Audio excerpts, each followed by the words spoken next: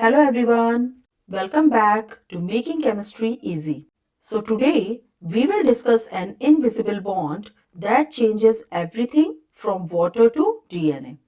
That force is called hydrogen bonding. So hydrogen bonding only occurs when hydrogen is directly bonded to fluorine, oxygen and nitrogen.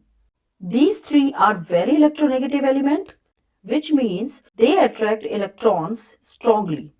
तो hydrogen bonding एक special attraction है जो molecules के बीच में होता है जिससे हाइड्रोजन स्लाइटली पॉजिटिव हो जाता है and it is get attracted to a negative atom of another molecule and form hydrogen bond क्योंकि फ्लोरीन ऑक्सीजन एंड नाइट्रोजन ये तीनों ही एटम्स हाईली इलेक्ट्रोनेगेटिव हैं और हाईली इलेक्ट्रोनेगेटिव होने की वजह से ये बॉन्ड के इलेक्ट्रॉन को स्लाइटली अपनी तरफ पुल करेंगे जिससे हाइड्रोजन के ऊपर पार्शियल पॉजिटिव चार्ज आ जाएगा और electronegative atom is getting partially negatively charge. तो अब ये पार्शियली पॉजिटिव हाइड्रोजन दूसरे मॉलिक्यूल के इलेक्ट्रोनेगेटिव एटम के साथ हाइड्रोजन बॉन्ड बनाता है।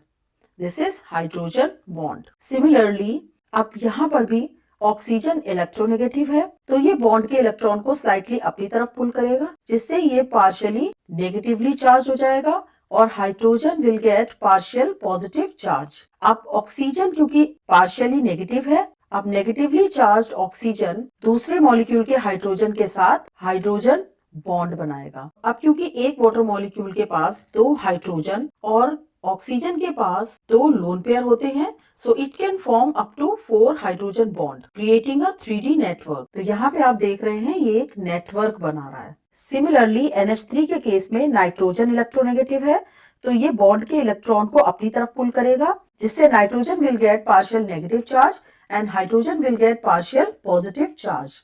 अब ये नेगेटिवली चार्ज नाइट्रोजन दूसरे मॉलिक्यूल के पॉजिटिवली चार्ज हाइड्रोजन के साथ हाइड्रोजन बॉन्ड बनाता है। So this is hydrogen bond that is formed between partially negatively charged nitrogen of one molecule and the partially positively charged hydrogen of another molecule.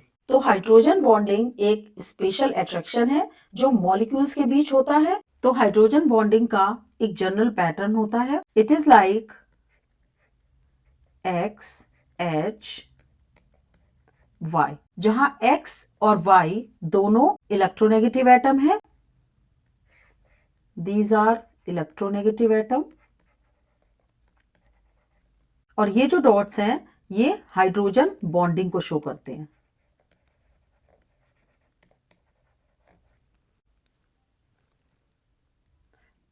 Hydrogen bond is weak individually but powerful in numbers क्योंकि hydrogen bond एक electrostatic attraction है between partially positive hydrogen atom and partially negative atom like oxygen, nitrogen and fluorine. That's why it is weak individually.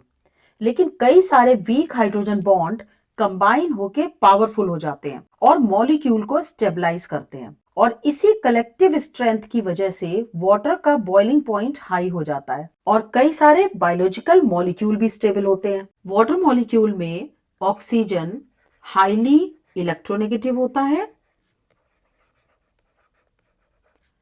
और highly electronegative होने की वजह से ये bond के इलेक्ट्रॉन को अपनी तरफ पुल करता है जिससे ये पार्शियली नेगेटिवली चार्ज हो जाता है और हाइड्रोजन पार्शियली पॉजिटिव चार्ज हो जाता है और एक वाटर मॉलिक्यूल का पॉजिटिवली चार्ज्ड हाइड्रोजन दूसरे मॉलिक्यूल के partially negatively charged oxygen atom से अट्रैक्ट होता है। This attraction is called hydrogen bond. एक ये वाटर मॉलिक्यूल है and this is another water molecule. This is also a water molecule और सारे ही वाटर मॉलिक्यूल में एक पार्शियली पॉजिटिवली चार्ज्ड हाइड्रोजन दूसरे मॉलिक्यूल के पार्शियली नेगेटिवली चार्ज्ड ऑक्सीजन के साथ अट्रैक्शन शो कर रहा है and this attraction is called hydrogen bonding.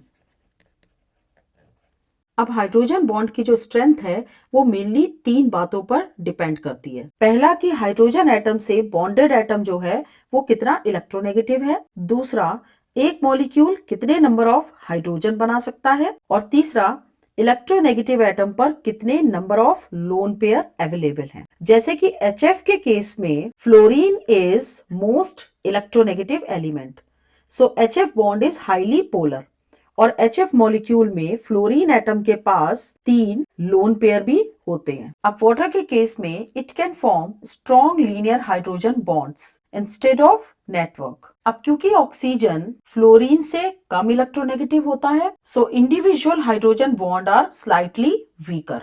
As we can see that each water molecule has 2 hydrogen and 2 lone pair on oxygen atom. So it can form up to 4 hydrogen bond creating 3D network. तो water में हर bond HF से week होता है, लेकिन इसका overall network बहुत strong होता है। अब अमोनिया के केस में क्या होता है, तो नाइट्रोजन सबसे कम इलेक्ट्रोनेगेटिव है as comparison to oxygen and fluorine. इसमें 3 हाइड्रोजन है और 1 लोन पेयर है, so it form fewer hydrogen bonds. So HF form strongest hydrogen bonds, water form 4 bonds giving a powerful network, but ammonia में hydrogen bonding सबसे week होती है। तो अगर हम तीनों मॉलिक्यूल को कंपेयर करें तो HF में हाइड्रोजन बॉन्डिंग सबसे ज्यादा स्ट्रॉन्ग होती है और सबसे वीक हाइड्रोजन बॉन्डिंग अमोनिया की होती है। अब हाइड्रोजन बॉन्डिंग 2 तरीके की होती है, intermolecular and intramolecular. When hydrogen bonding happens between molecules, it is called intermolecular hydrogen bonding, जैसे कि वाटर मॉलिक्यूल में होती है या HF में या अमोनिया में होती है। And when hydrogen bonding happens inside same molecule, then it is called intramolecular hydrogen bonding. Inter means hydrogen bonding between molecules and intramolecular means hydrogen bonding within molecule.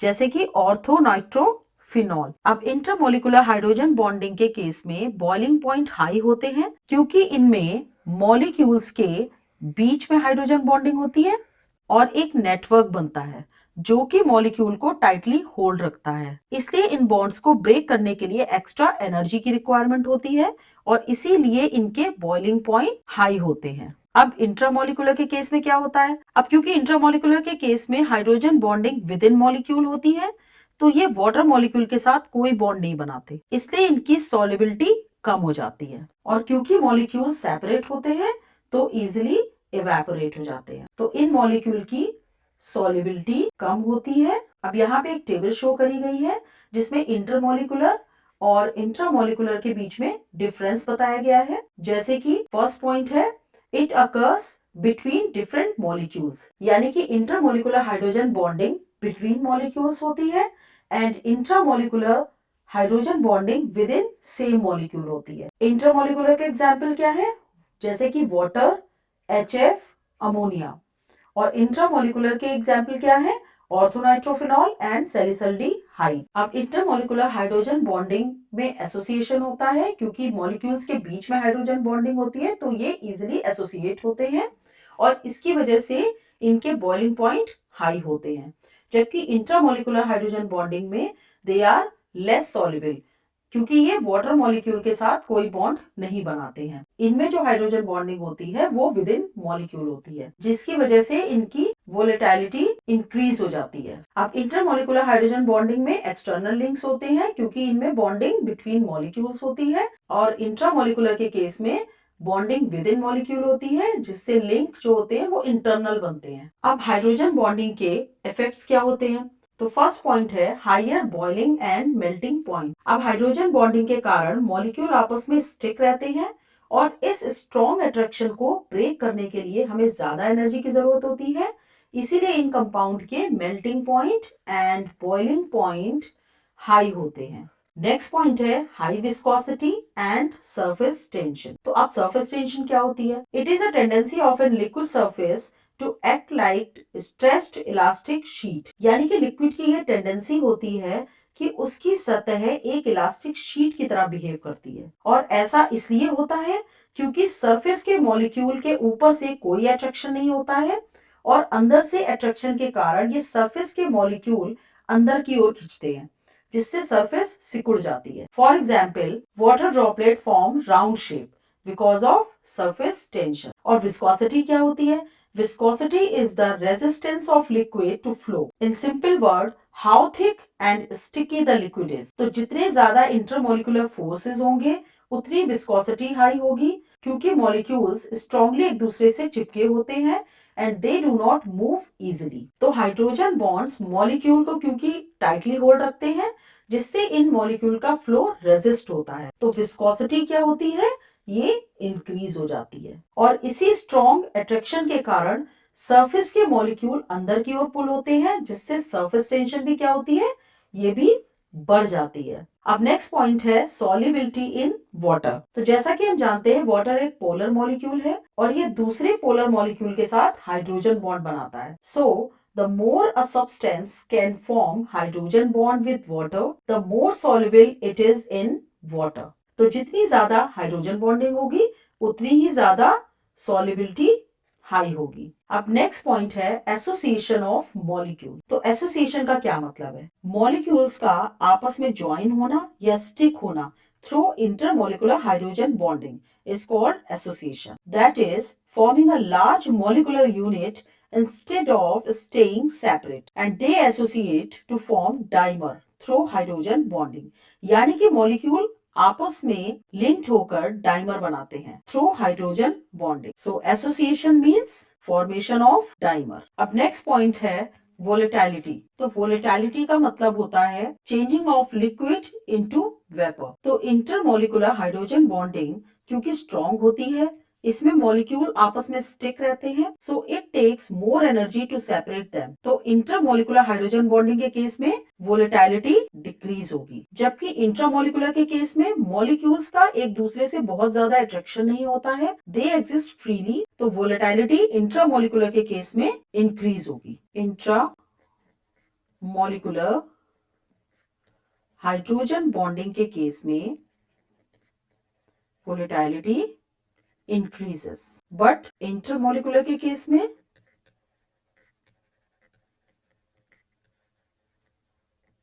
volatility decreases। और इसी वजह से water slowly evaporate होता है, जबकि orthonitrophenol जल्दी vaporise हो जाता है, क्योंकि ऑर्थोनाइट्रोफिनॉल में इंट्रामोलिकुलर हाइड्रोजन बॉन्डिंग होती है, जिससे उसकी वोलेटिलिटी इंक्रीज हो जाती है। अब नेक्स्ट पॉइंट है बायोलॉजिकल इंपॉर्टेंस। तो हाइड्रोजन बॉन्डिंग डीएनए के दो स्ट्रैंड को जोड़ कर रखता है, जैसे कि ये डीएनए के दो स्ट्रैंड्स हैं जिनके बीच में हाइड्रोजन बॉन्डिंग है। तो हाइड्रोजन बॉन्डिंग की वजह से डीएनए के दोनों स्ट्रैंड आपस में जुड़े हुए हैं। जैसे एडेनिन और थाइमिन के बीच में 2 हाइड्रोजन बॉन्ड होते हैं, जबकि साइटोसिन और ग्वानिन के बीच में 3 हाइड्रोजन बॉन्ड होते हैं। इससे डीएनए स्टेबल भी रहता है और रेप्लिकेशन के टाइम इजीली ओपन भी हो जाता है। इसके अलावा प्रोटीन का शेप और फोल्डिंग हाइड्रोजन बॉन्डिंग से ही बनते हैं। ये बॉन्ड्स प्रोटीन को स्टेबल और फंक्शनल बनाते हैं। इन सब की डिटेल स्टडी हम अपने आगे आने वाली वीडियोस में करेंगे, तब ये कॉम्प्लेक्स स्ट्रक्चर्स आपको इजीली समझ में आ जाएंगे। अभी हम शॉर्ट में समझ लेते हैं। तो हाइड्रोजन बॉन्ड डीएनए के दोनों स्ट्रैंड को जोड़े रखता है और प्रोटीन को स्टेबल और फंक्शनल बनाता है। In short hydrogen bonding he life के लिए मॉलिकुलर ग्लू की तरह काम करता है। ये डीएनए को भी जोड़ता है और प्रोटीन को शेप भी देता है और पानी को लाइफ सस्टेनिंग बनाता है। So that's all for today.